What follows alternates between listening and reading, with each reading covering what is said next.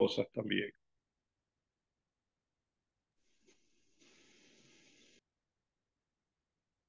Bien, bienvenidos entonces de nuevo. Así que vamos a ver ahora el método sintético. Vamos a ver su definición. Voy a comenzar compartiendo mi presentación de PowerPoint. Bendiciones a todos. Hijo, ¿qué pasa? Bien, el método sintético. Como ustedes pueden ver, la palabra sintético es una palabra compuesta. Déjenme mostrarles. Como hemos dicho, vamos a ver siempre cada estudio, lo vamos a dividir en tres pasos. Su definición, el desarrollo del método, lo vamos a ver cómo se utiliza, cómo se emplea, y luego vamos a ver una demostración y cada vez vamos a siempre asignar un trabajo para que usted ponga en práctica el desarrollo, el uso del método. Vamos a la definición del método. La palabra sintético, de donde viene la palabra, viene de la palabra síntesis. Es una palabra griega. La palabra sin quiere decir junto, ¿verdad? Es una preposición. ¿Ustedes conocen otras palabras que comiencen con el prefijo sin? ¿Alguien recuerda alguna otra palabra?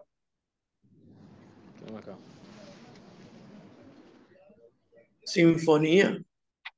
Sinfonía, muy bien. ¿Y qué quiere decir Sin sinfonía? sentido.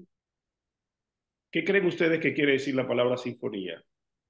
Si usted entiende que la palabra sin quiere decir junto y oye sin y luego oye sonía, sabe que tiene que ver con sonido. Entonces, Sonidos juntos.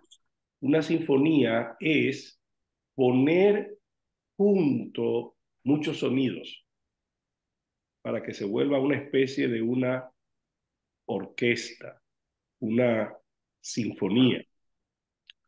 También la palabra sincronización. ¿Qué creen ustedes que significa la palabra sincronización o sincronizar?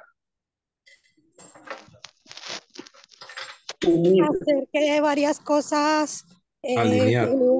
puedan funcionar bien, sincronicen al mismo tiempo. Lleven el mismo tiempo. Va muy bien. La palabra sin quiere decir poner y la palabra cronos. ¿Qué quiere decir la palabra cronos? Tiempo. Exactamente, tiempo. Es poner juntos los tiempos. Es interesante saber que sincronizar los tiempos es como sincronizar el cronos, el tiempo humano, y también sería interesante cuando lo logramos sincronizar con los tiempos de Dios. ¿Quién recuerda la palabra que se utiliza para el tiempo de Dios? El tiempo perfecto. Cairo. Excelente. Cuando logramos sincronizar, poner el tiempo Kairos con el tiempo Cronos, la oportunidad y la capacidad se juntan. Bien, la palabra síntesis quiere decir poner y T quiere decir junto o juntos. Entonces, lo que estamos haciendo con,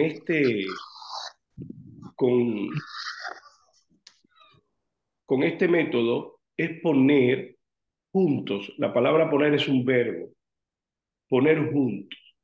En conclusión, ¿qué es lo que quiere decir? Poner todas las ideas juntos. En otras palabras, poner juntos el análisis o el estudio de un libro. La palabra análisis, como ustedes ven ahí, es lo opuesto a sintético o síntesis, porque síntesis lo pone juntos, pero el análisis lo separa para estudiarlo por parte. Esto quiere decir que el método sintético procura el estudio no de los detalles, no se enfoque en los detalles, sino en un estudio o una visión completa del todo. En otras palabras, lo que queremos decir con esto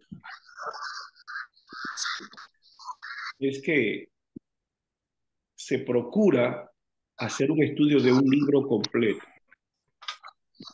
Mira, aquí le he puesto dos ejemplos. El explorador. ¿Qué hace un explorador cuando sube a una montaña? Tiene una visión. Observa la visión alrededor. Exactamente. Tiene una visión panorámica. Pues el método sintético no procura detenerse en los detalles. Es como un explorador sube a una montaña y ve todo el panorama. Tiene una visión general, completa, del todo. No se detiene a analizar los ríos, el tipo de árbol. No, no, no, no, no. Ese no es su objetivo. El propósito es tener una visión general.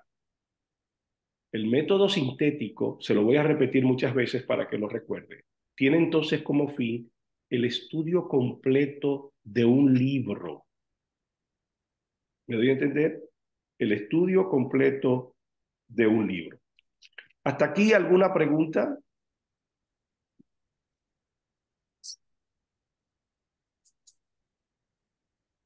¿Alguna pregunta hasta aquí o todo está claro? Todo está claro. Muy bien.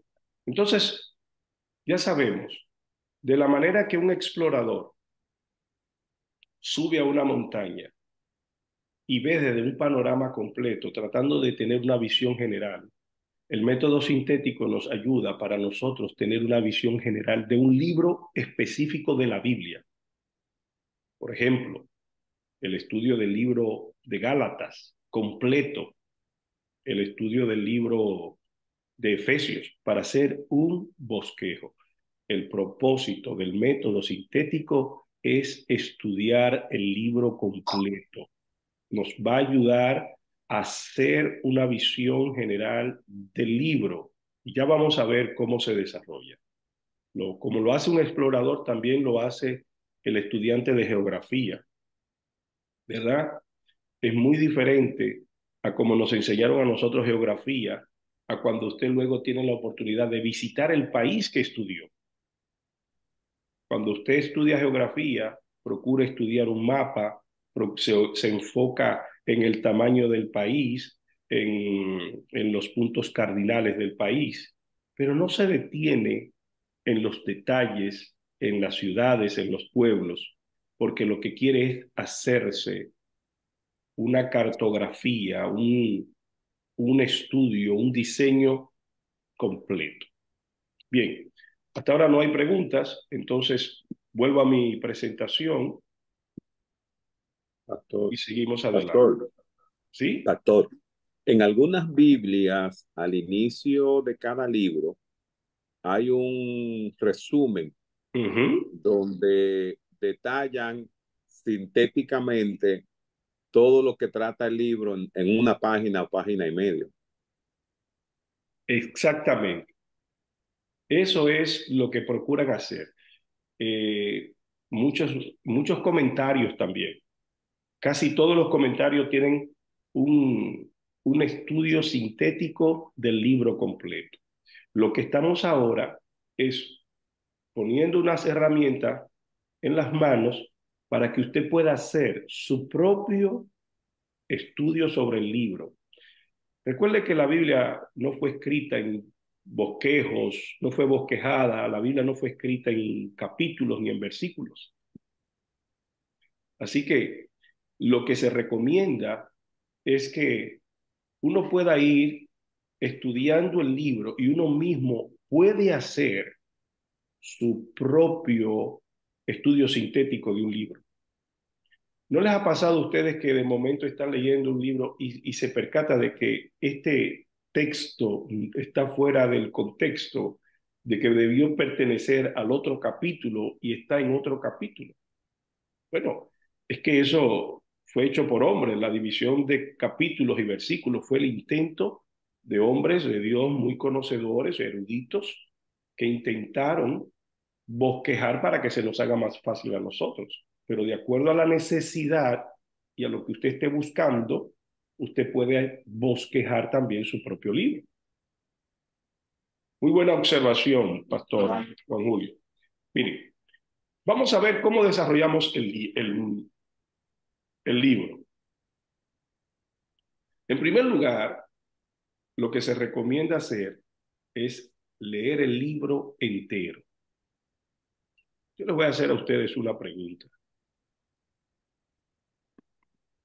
¿Por qué creen ustedes que deben leerse el libro completo?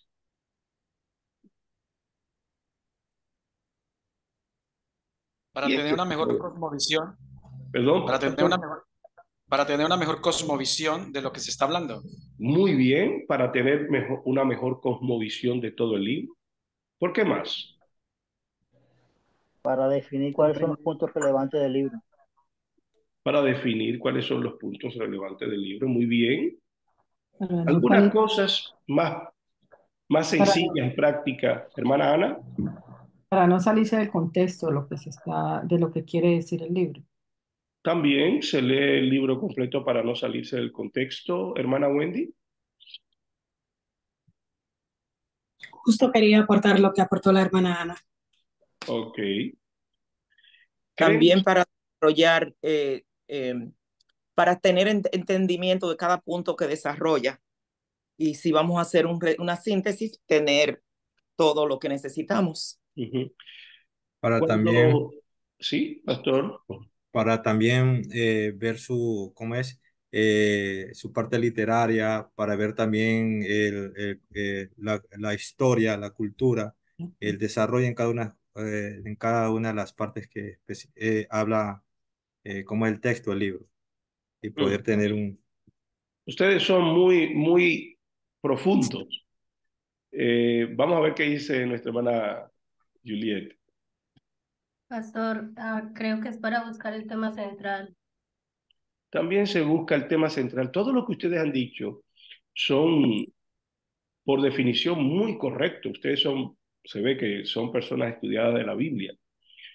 También el escritor, cuando escribió toda la carta o todo el libro, en su mayoría, sobre todo cuando estamos hablando de las cartas paulinas. Yo sé que hay parte histórica que fue desarrollada paso a paso y que se fue complementando con el tiempo, pero las cartas de Pablo, por ejemplo, fueron escritas, digamos, como en español coloquial, fue de una sentada que lo hizo, como una carta corrida. Entonces, ¿qué pasa cuando usted va y lee un pedacito de la Biblia? Un pedacito de una carta en el medio de la carta. ¿Qué opina usted de eso? Está incompleta. No va a entender de qué está hablando. No va a entender. Información. Ajá. ¿Qué peligros corre? No encuentra la esencia, pastor. No va a Una encontrar la herencia. esencia. Pastor, yo siempre pienso, ahora con lo que usted está diciendo de las cartas Paulina, es lo mismo como si nos llegara una carta del Ballasting Deans y no la leyéramos completa. Podríamos o asustarnos o desinformarnos. Así es. Hay muchas personas en otros países que no hablan holandés y no entienden lo que es el Belastingdienst. Hermana Ángela, ¿qué es el Belastingdienst? Hacienda en España, aduana, lo que tiene que ver con los Impuestos. impuestos. Muy bien. Hermano Jorman, quería Se decir puede, algo. se puede crear una doctrina errónea de lo que se está diciendo. Se puede crear una doctrina errónea, eso es un peligro. Se puede hacer una mala interpretación también. Ese es otro peligro. Ustedes han dicho, no se entendería correctamente. Entonces, la pregunta ahora interesante es, ¿cuántos han pecado por leer pedacitos de la Biblia? Permítanme confesar aquí mi pecado delante de ustedes, que también he cometido este pecado, pero a partir de hoy ya no lo vamos a hacer de esa manera. Cuando vayamos a estudiar la Biblia, lo vamos a hacer de la manera correcta, porque es un peligro, es un peligro. No estoy diciendo que sea pecado, sin embargo, no es lo mejor. Muy bien. Entonces, lo primero que se nos recomienda es leer el libro de un todo. Leerlo en forma sin parar. Leerlo de un todo y leerlo sin interrupciones, sin pausas, sin detenerse. Tercera lectura, leerlo repetidas veces. Una vez no será suficiente. Va a necesitar leerlo. Otro consejo, leerlo en oración. Y finalmente, leerlo sin ayuda. ¿Sabe qué quiere decir ahí sin ayuda? ¿A qué me estaré refiriendo? A los comentarios. A los comentarios. Por favor, no lea un texto e inmediatamente busque un comentario. Yo sé que ustedes no pecan de eso, pero yo sí pequé, pero también me he arrepentido de eso.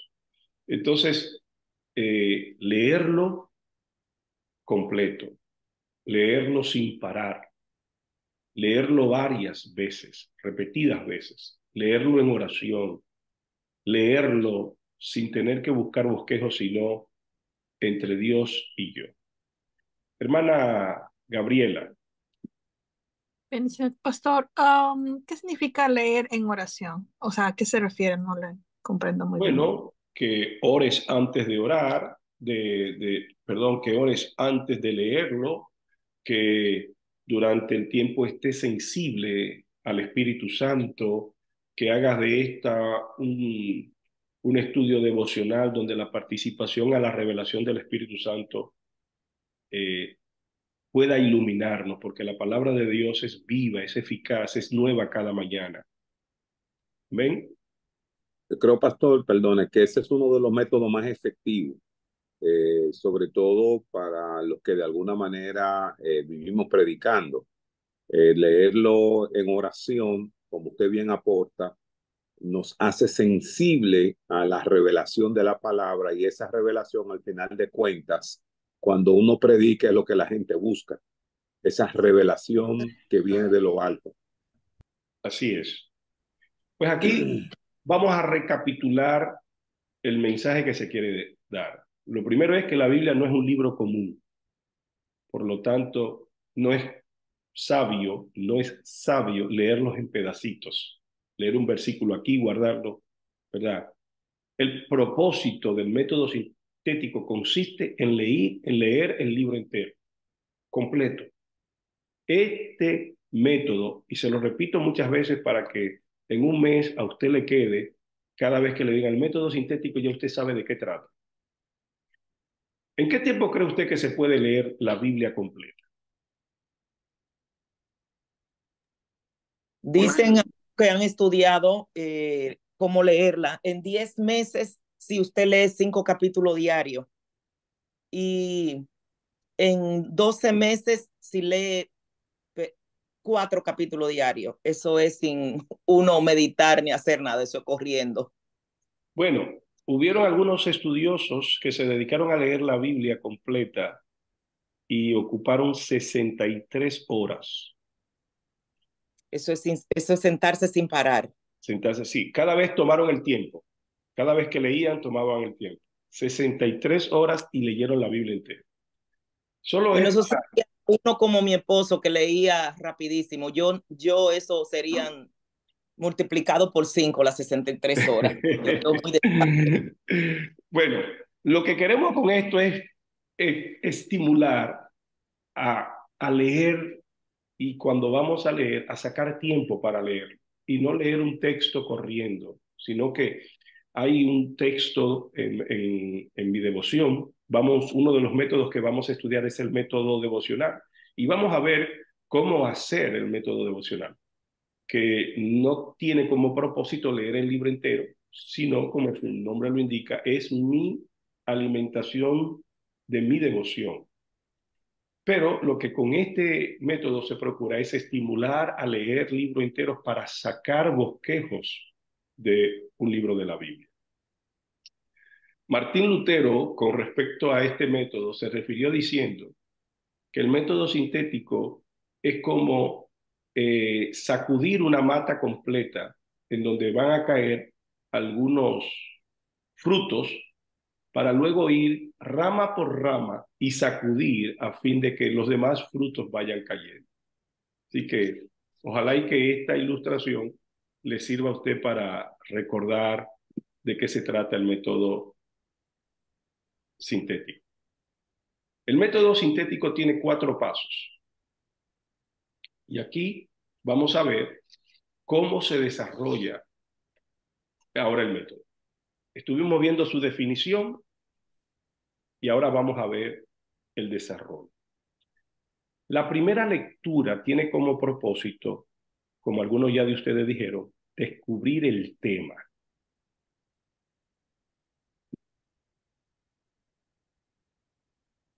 Como decía Pastor, que muchas Biblias tienen en sus primeras páginas o antes de cada libro, tienen un bosquejo y tienen el método sintético ya aplicado a ese libro. Cada vez que usted quiera poner en práctica este método utilizando algún libro de la Biblia, lo que se procura es que usted lea completo, lo lea varias veces, lo lea en oración, lo lea sin buscar un comentario. Todos esos pasos se procuran es para identificar cuál es el tema principal, algunos de ustedes ya lo señalaron, es descubrir cuál es el tema principal del que el autor está hablando. Miren, en interpretación bíblica, yo sé que no lo hacemos con malas intenciones, pero ya de por sí la pregunta indica, nos es contraria al propósito de la interpretación correcta de la Biblia. ¿A qué me refiero? Permítame explicarle. Cuando yo le digo a una persona, lee ese texto y dime qué te parece a ti que dice ese texto. ¿Cuál es la forma correcta? ¿Qué es lo que se procura al interpretar la Biblia? Conocer el pensamiento de Dios, del escritor, no el personal. Exactamente. Entonces, ¿cómo debería formularse la pregunta? ¿Qué me quiere decir el escritor? Exactamente. ¿Qué quiso decir el autor? ¿Qué quiso decir el escritor? En lugar de yo decirle, ¿qué te parece a ti? Es, ¿qué crees tú que el escritor está diciendo con este texto? Entonces, yo les voy a preguntar a ustedes, cuando el apóstol Pablo escribió la carta de Gálatas, ¿qué cree usted que quiso él tratar? ¿De qué está hablando él? ¿Qué quiso él enseñarnos? Hay mucha corrección a la iglesia en la carta de Gálatas. Directamente habla a la iglesia y todas sus áreas. Bueno, había error, estaban cayendo en error doctrinal, se estaban dejando seducir. Pero ¿cuáles eran esos errores? ¿Cuál es el tema principal? Volver a la ley, volver a los rudimentos que ellos practicaban como judíos. Ajá. Estaban dejando de lado la gracia de Jehová. ¿Perdón? Estaban dejando de lado la gracia y haciendo inútil el sacrificio de Cristo en la cruz. Así es. Excelente. Afirmando también, dando recuerdo de quiénes somos en Cristo, lo que Él hizo, ¿no? En una cruz. Excelente. Pero O se también, dan cuenta que el autor tenía una intención, tenía un tema, tenía un propósito. Eso es exactamente lo que se busca. Y por ejemplo, en el libro de Colosenses, ¿qué estaba pasando en Colosas? No le estaban dando la preeminencia a Cristo. Excelente. Habían unos gnósticos que se habían convertido, habían entrado a la iglesia y ahora estaban poniendo en peligro la deidad de Jesucristo. Falsas doctrinas. Falsas Estaba doctrinas. entrando el legalismo en la iglesia. Sí. En Gálatas tenían un problema con el legalismo. En Colosas o en Colosenses había un problema con la deidad de Cristo. Y ustedes ven cómo el apóstol Pablo, inspirado por el Espíritu Santo de una forma magistral, levanta la deidad de Jesucristo. Él es la imagen del Dios invisible.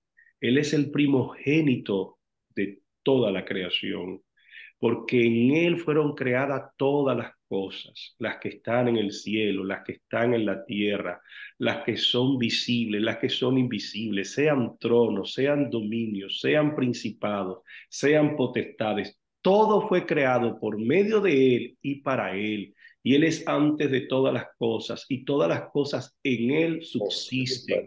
Y Él es la cabeza del cuerpo, que es la iglesia. Él que es el principio, el primogénito de entre los muertos, para que en todo tenga la preeminencia, por cuanto agradó al Padre que en Él habitase toda plenitud. Y si sigo, le voy a decir, todo es acerca de la deidad, como ha dicho la pastora Ana Francisca, resaltando la deidad de Cristo. Hermano Jorman, creo que tenía la mano levantada. No, pastor, fue error. Ok, estaba viendo una mano. Pues bien, volvemos entonces a ver ahora. Entonces, ya sabemos, Gálatas habla de la libertad en Cristo, porque algunos estaban queriendo judaizar. ¿Y les parece a ustedes que eso está pasando en nuestros tiempos también? Amén. Así es. Amén. ¿Se dan cuenta ustedes? Si Pablo escuchara lo que está pasando en Latinoamérica, queriendo celebrar fiestas, yo no tengo ningún inconveniente con que le llamemos a Jehová, y que ahora nos refiramos en esos términos, porque entiendo que Dios utilizó los nombres para autorrevelarse a nosotros. Shalom, Yeshua. Pero si ahora tiene como fin el judaizar y el yo volverme al misticismo, que está muy relacionado con la hechicería y con la superstición, señores, algunos han llegado ahora a negar la deidad de Jesucristo. Imagínese usted cuán importante es conocer las herramientas y los métodos para poder estudiar la Biblia y poder extraer el pensamiento de Dios revelado por su Espíritu Santo a través de un hombre. Muy bien, seguimos porque mi tiempo se acaba, me quedan unos minutitos. Muy bien, la primera lectura lo que procuramos es descubrir el tema. ¿De qué está hablando el autor? ¿Cuál es la verdad central? Luego, el tono. En mi segunda lectura, procuro descubrir cuál es el tono que está utilizando el autor. Por el tono, lo que queremos decir, ¿qué tipo de libro es este? Este libro es un libro de enseñanza, es un libro didáctico, es un libro teológico, es un libro polémico, es un libro devocional. ¿Qué tipo de libro es? ¿Es un libro histórico? Veamos entonces, amados, algunos ejemplos. ¿Cuáles libros encuentran ustedes en la Biblia que son de tipo devocional? Salmos. Proverbios. Salmos, Proverbios. Muy bien. ¿Y cuáles libros son históricos? Nehemías. Crónicas, Reyes. Jueces. ¿Se dan cuenta cómo el tipo de la escritura es totalmente diferente? Primero, leo el libro para saber cuál es su tema central. Segundo, leo el libro para saber ¿Cuál es el tono? ¿Cuál es el tipo de libro? ¿Es teológico? ¿Cuál libro es teológico? O, sí, teológico o doctrinal. Pentateuco. La carta de Romanos. La carta de los Romanos. Juan también creo que está. ¿Perdón? El libro de Juan. El libro de Juan, Evangelio. ¿qué tipo de libro es? Es bastante profundo teológico. Bueno, es un libro, es uno de los libros que contienen la historia de Evangelios. Cristo. Ujú. Es uno de los evangelios. Y ciertamente, como dice el pastor Jimmy, tiene mucha teología. De todos los evangelios, el más teológico, el más profundo es el de Juan y el más difícil, inclusive. Los estudiosos de la Biblia, los que enseñan hermenéutica, recomiendan a leer primero cualquiera de los evangelios, menos Juan, y se recomienda leer a Hechos antes que a Juan. Pastor, pero en muchas iglesias el primer libro que le Hola, buenas, ¿qué recomiendan a tal, la Gary? gente es leer a Juan. Imagínese. Dígame usted, cuando el nuevo creyente, Hermana Leche, yo me quería antes del cuando el nuevo creyente lee el versículo 1 del capítulo 1, en griego decía, en principio era el verbo. El verbo. Explíqueme qué va a pensar. En el principio era la palabra y la palabra estaba con Dios y la palabra era Dios. Mire tan solo la profundidad de ese versículo. En la primera frase está hablando de la preexistencia de Cristo. En principio era Cristo. Está hablando de que Cristo no fue creado. Ya está diciendo que Jesucristo es Dios. Tan solo con 3 letras, 3 palabras que ha escrito, ya está sumamente profundo. Por eso se recomienda de que hay que leer la Biblia con prudencia.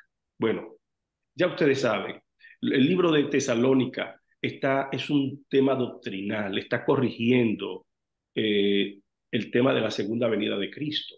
Todo gira, es un libro escatológico, todo gira alrededor de la segunda venida de Cristo. Entonces, en mi primera lectura, ¿qué descubro? El tema central. El tema central. En mi segunda lectura, ¿qué procuro? El tono. El tono. Muy bien, vamos de nuevo. ¿Y por qué la importancia, pastor, de descubrir el tono? Oh, pero acabamos de decirlo, amado. Si el libro es teológico, si el libro es histórico, si el libro es devocional, si el libro es didáctico, ¿cree usted que debe de interpretarse de la misma manera? No, sé que no, pastor, pero muchos incurrimos en el error de hacer, valga la redundancia, una errónea interpretación de lo que estamos predicando. Por ejemplo, entonces es importante, usted acaba de responderse, entonces es importante para hacer una buena interpretación de lo que estamos estudiando y de lo que vamos a predicar. ¿O acaso no cree usted que en el momento en que yo tomo para predicar el libro de Tesalónica, no debo de tener en cuenta que es un libro que está escrito por un autor que estuvo en un contexto, inclusive la ubicación geográfica, dónde estaba Tesalónica, cómo se plantó la iglesia en Tesalónica, quién la plantó, cuáles eran los problemas que se veían allí? Todo eso me va a ayudar para tener una interpretación correcta y que yo no me puedo apoyar en textos de Tesalónica que no tengan también ese fin, que no sea paralelo a la idea con otros pensamientos. Todo eso nos va a ayudar, como usted ha dicho, a hacer una correcta interpretación. ¿Sí? Seguimos. Me quedan 4 minutos, santo. Tercera lectura. Párrafos. ¿Qué debemos tomar en cuenta aquí? Que cuando estoy leyendo el libro, los pensamientos del autor, yo procuro identificarlos. ¿Cómo? Cuando el autor cambia el sentido, la idea. Tomo en cuenta los pronombres, si está hablando de yo, de mí, si está hablando de él, si está hablando de ellos. ¿Cuándo cambia? ¿Cuáles son los personajes? ¿Quiénes participan en, en lo que él está narrando? Entonces, en la tercera lectura va a tener como fin el párrafo. ¿Sí? Así que ya sé. Mi primera lectura tiene la idea central, mi segunda lectura tiene ¿cuál es mi segunda lectura? ¿Qué es lo que tiene? ¿Qué es lo que procura? El tono, La tercera lectura, ¿qué procura? párrafos. Párrafo y ver la entonación. Identificar los pensamientos del autor. Exactamente. Y en mi cuarta lectura, ya entonces lo que voy es a bosquejar. Ahora yo estoy listo. Imagínense un libro como el de Filemón, un libro pequeño, el libro de Gálatas. Yo leí, yo entiendo que hay un problema, que hay un conflicto allí de judaísmo, están abandonando la gracia. Ok, yo luego noto el tono que el apóstol Pablo está dando, qué quiere compartir, ¿eh? ¿Qué tono está usando? A veces de corrección, a veces está confrontando. Cualquiera que predique un evangelio diferente a este sea anatema, sea maldito. Luego yo veo quiénes participan cuando él, de qué está hablando, los viajes que hizo, cuando subió delante de los otros apóstoles y les presentó la visión que él tenía. Dice, yo, para no correr en vano, subí delante de los que tenían mayor reputación y le expuse la visión del evangelio que me había sido revelado. ¿Qué les parece a ustedes esa actitud del apóstol Pablo? En momento parece muy humilde, pero más adelante cuando reprende a Pedro y reprende a todo el mundo, entonces se ve como un arrogante. Bueno, el hecho de que él tenga una visión directamente de parte de Dios y él tenga la prudencia de subir a los que tenían más renombre, más rango. Sí, y él exponerlo delante de Dios nos enseña que cuando Dios me revele algo, cómo yo debo de actuar. Que luego tuvo que corregir a algunos que estaban tratando de jugar a las dos partes, que lo pudo haber hecho de otra manera. También eso lo aprendemos. Muy bien, finalmente llegamos al punto donde tenemos que bosquejar nuestro libro y ahora tenemos la oportunidad de hacerlo de acuerdo a lo que yo estoy buscando. Te voy a mostrar aquí un ejemplo precisamente del libro de Gálatas, del libro de Gálatas. Y este es un pequeño modelo. Después de yo haber hecho esto es un modelo, no tiene que ser así el suyo. Pero aquí tenemos los pasos, o sea, los primeros capítulos, vemos que su bosquejo llega desde el 1 hasta el 5 para dar su saludo. Luego desde el 6 al 17, el motivo de la carta, del 18 al 24, habla de su primer viaje, de ese viaje que hizo a Arabia. Después del capítulo 2, del 1 al 10, Pablo visita a los apóstoles para exponerle la visión. 2, del 11 al 21, Pablo confronta a Pedro. 3, del 1 al 26, la justificación, la ley. Entonces, esto es lo que se procura hacer con cada libro. Señores, se me ha acabado el tiempo. Solo me hace falta preguntar a ustedes, ¿alguna pregunta? No todos a la vez, por favor. Pastor, permiso. Yo tengo una pregunta, pastor. En el método sintético que usted está explicando, ¿es diferente este método al que uno estudia normalmente que no tenga que ver con la Biblia?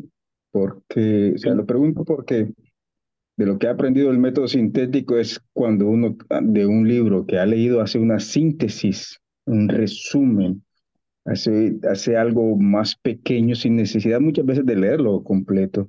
O sea, cuando estudiamos, digamos, o cuando se enseña el método sintético para estudiar, es diferente de lo que estamos viendo aquí. Y mi pregunta ¿es diferente el método sintético para estudiar la Biblia que para estudiar otro libro? Bueno, usted lo ha dicho, le parece diferente. Yo creo que lo que estamos aprendiendo acá me es mucho más completo, inclusive, que hacer una pequeña síntesis. Aquí se me enseña cómo hacer un estudio, a tomar en cuenta el tono, a yo mismo hacer mi propio bosquejo. Y eso es una herramienta importante porque a la hora en que vamos a predicar, yo necesito saber bosquejar mi mensaje. Si yo no sé bosquejar mi mensaje, no lo voy a saber estructurar y eso, bosquejar los mensajes, me va a permitir a mí recordar los mensajes que se dan corridos. La gente tiende a olvidarlo tan pronto se acabó el culto.